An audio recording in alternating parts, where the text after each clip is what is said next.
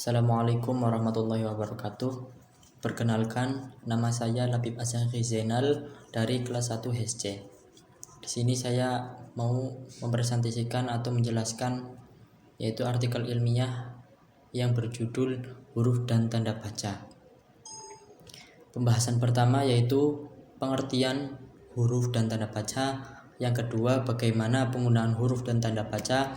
Yang ketiga, analisis kesalahan pada berita. Yang pertama yaitu pengertian huruf dan tanda baca.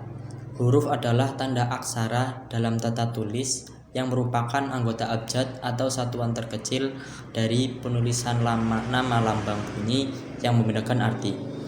Huruf membedakan arti karena perubahan huruf dalam sebuah kata yang menyebabkan perubahan artinya, contohnya kata bisa dengan bisu, perbedaan huruf A dengan huruf U.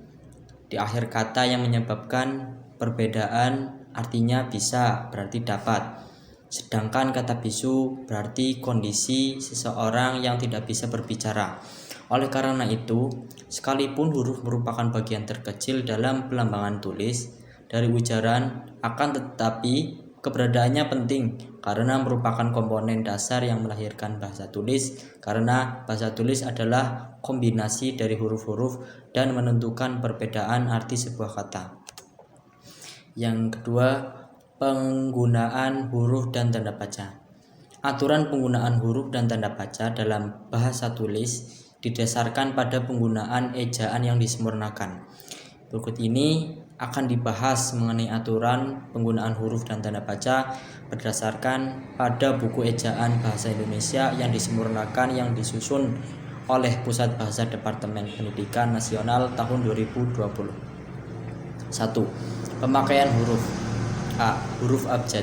Abjad yang digunakan dalam ejaan bahasa Indonesia terdiri atas huruf-huruf dalam bahasa Indonesia beserta bunyi ejaan bahasa Indonesia. Contohnya B sama dengan BE. B. Huruf vokal.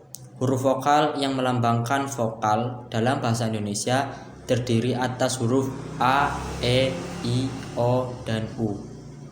Contohnya pemakaian dalam kata api, padi, lusa, dan lain-lain. Yang kedua, pemakaian huruf kapital dan huruf miring. A. Huruf kapital dan huruf besar. Yang pertama, huruf kapital atau huruf besar dipakai sebagai unsur pertama kata pada awal kalimat. 2. Huruf kapital dipakai sebagai huruf pertama petikan langsung. B. Huruf miring. Yang pertama, huruf miring dalam cetakan dipakai untuk menuliskan nama buku, majalah, dan surat kabar yang dikutip dalam tulisan. Yang kedua, huruf miring dalam cetakan dipakai untuk menegaskan atau mengkhususkan huruf, bagian kata, atau kelompok kata. 3. Penulisan kata. A. Kata turunan. 1. Imbuhan atau awalan, sisipan, akhiran. Ditulis serangkai dengan kata dasarnya. Yang kedua, jika bentuk dasar berupa gabungan kata, awalan, atau akhiran, ditulis serangkai dengan kata yang langsung mengikuti atau mendahulinya. B. Gabungan kata. Yang ke-1, gabungan kata yang lazim disebut kata majmuk, termasuk istilah khusus unsur-unsurnya ditulis terpisah. 2. Gabungan kata, termasuk istilah khusus yang mungkin menimbulkan kesalahan pengertian dapat ditulis dengan tanda hubung untuk menegaskan pertalian unsur yang bersangkutan. Yang keempat, pemakaian tanda baca. A. Tanda titik. 1. Tanda titik dipakai pada akhir kalimat yang bukan pertanyaan atau seruan. 2. Tanda titik dipakai di belakang angka atau huruf dalam suatu bagan, ikhtisar atau daftar. B. Tanda koma. 1. Tanda koma dipakai di antara unsur-unsur dalam suatu perincian atau pembilangan. 2. Tanda koma dipakai untuk memisahkan kalimat setara yang satu dari kalimat setara berikutnya yang didahului oleh kata seperti tetapi atau melainkan.